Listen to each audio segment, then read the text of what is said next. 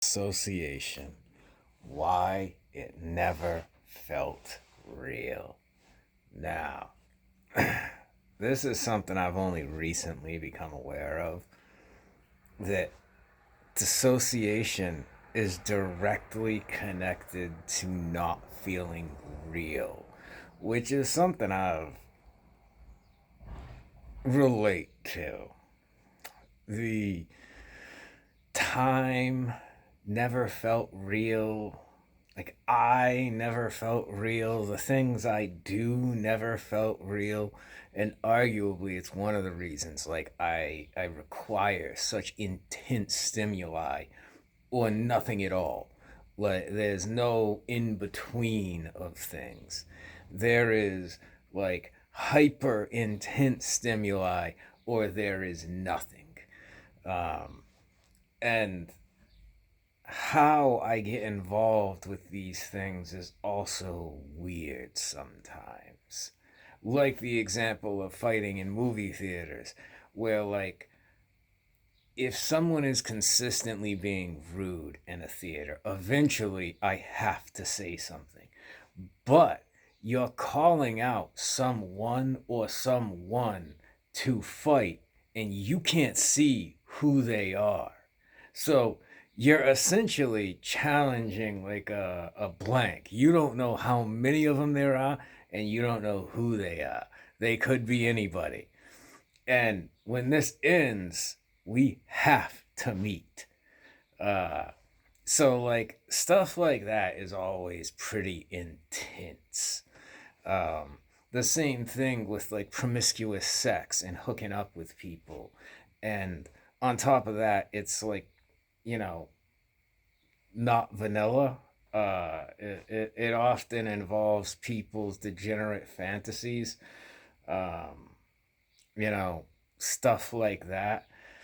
And even in relationships, like the main relationship I was in, the bond I formed with her is intense.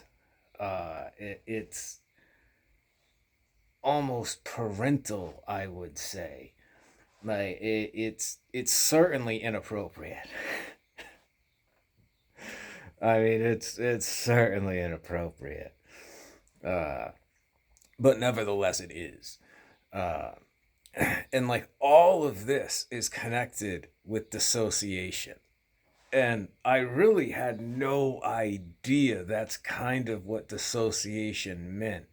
Like, I thought it was more like a, a mental state where, like, I heard it described as simultaneously knowing and not knowing something.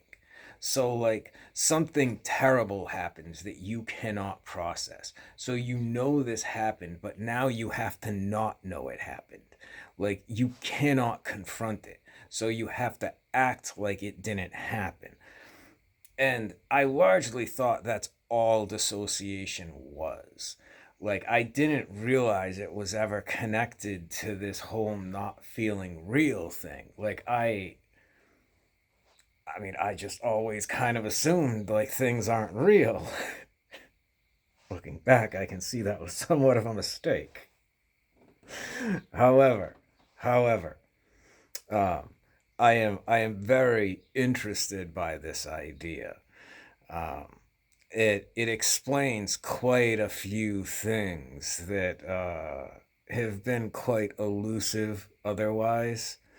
Um, it's, like, not exactly a great mystery as to why I would be into very intense things, and why being close to death excites me in certain ways, and, like, why being in pain is fun. Like, to me, that's not, like, it's in line with my life.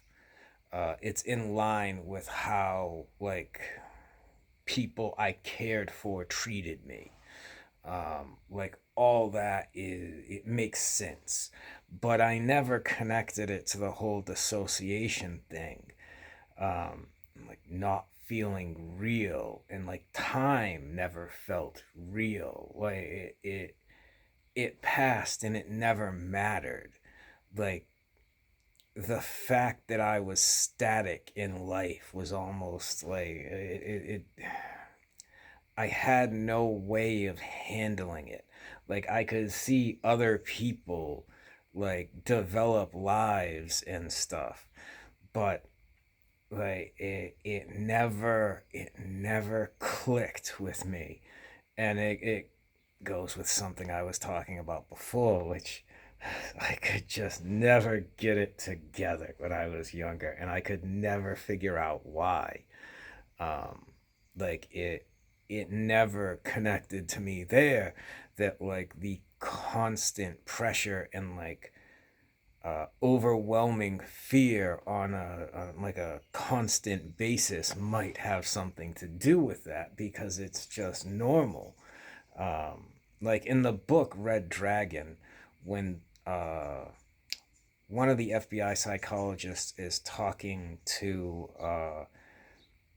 Glasses, the head of the FBI, like criminal profilers. I can't think of the dude's name. He wears glasses and Silence of the Lambs, the movie where the Clarice Starling meets him. Anyway, they're talking about Will Graham, and the shrink is like he deals with an incredible amount of fear, and like that is a book I actually really liked because in ways I could relate to Graham's character, because like he constantly is terrified. It's one of like the defining characteristics of that like character is he is constantly confronting things in his mind that he considers repellent and abhorrent. And the fact that this stuff is inside him sickens him. And like that is relatable in a lot of ways. I try to make things manageable, but there's a lot of stuff, and especially when it gets into the realm of dreams, always bad dreams. Uh, Always. Like, so it made the character relatable, but I never connected like that kind of fear with the inability to get things together and like keep a coherent train of thought.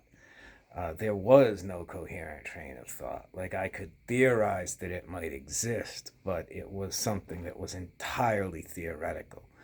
Um, I suspected other people could do it, but I couldn't. And just like with dissociation and not feeling real, um, like I didn't know those two things were hand in hand, like peas and carrots, so to speak. Um, but yeah, that really surprised me, and it explains quite a few things. Like in general, I have a detachment almost from time. Like I am outside of it, and obviously I'm not. And that's very alarming at this point in my life because I've always felt outside of it. But since I was 20, I always kind of look the same. And only now am I seeing like I've aged. And it was only like very recently that this happened. And I was like, oh no, I am getting older. Like I look the same from when I was like 18, 19, 20. Like from that point on, I just looked the same until I was 40. And now it's like, oh no, I am getting older. I'm not just static and outside of time. But I never would have connected that to like dissociation. Um, yeah, yeah. Interesting stuff. Interesting stuff. Um, anyway, take it for what it's worth.